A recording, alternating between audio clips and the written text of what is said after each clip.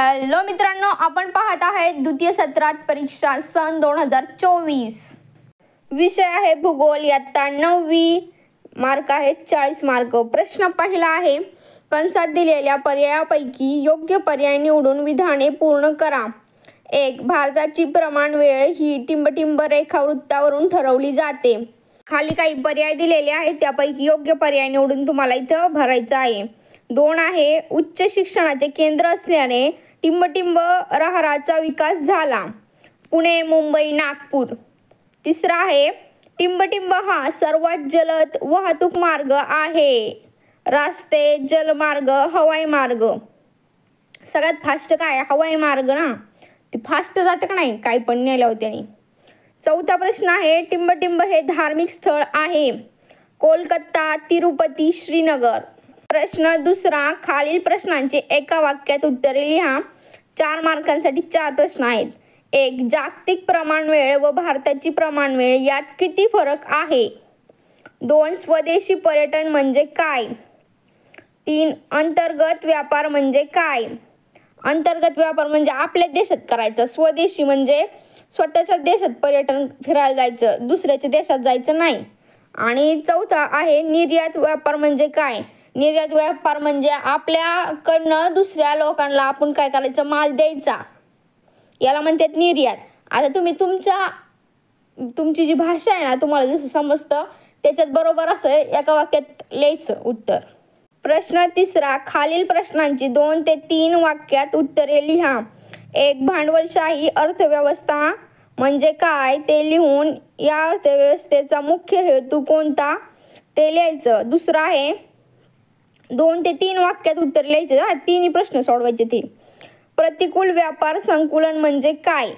आणि 3 आहे, शहरांतर्गत वाहतुकीची कोंडी झाल्याने प्रवासासाठी बराच वेळ खर्च होतो, यावर उपाय सुचवा.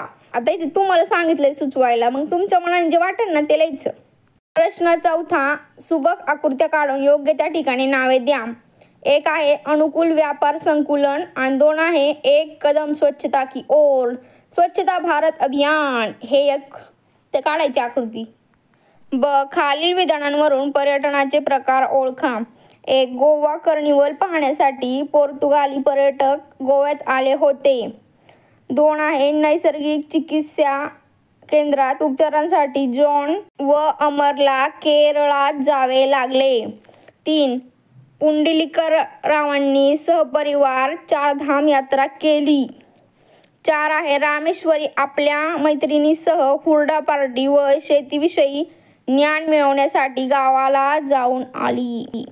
प्रश्न आहे 5, खालील नकाशाचे वाचन करून खालील प्रश्नांची उत्तरे लिहा. पहिला प्रश्न आहे, नकाशात कोणत्या प्रदेशात वाहतुकीचे मार्ग जास्त प्रमाणात आढळतात? आणि 2 आहे, वाहतुकीचे मार्ग कमी असणारा भाग कोणता?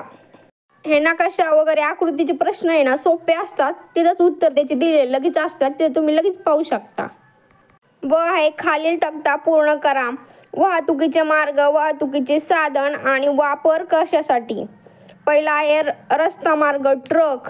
वापर कशासाठी? तर प्रवासी वाहतूक. इथे दिले ना, ट्रकचा वापर कशासाठी करतो आपण? माल वाहून न्यायसाठी, माल वाहतूक. 2 आहे मेट्रो, प्रवासी वाहतूक.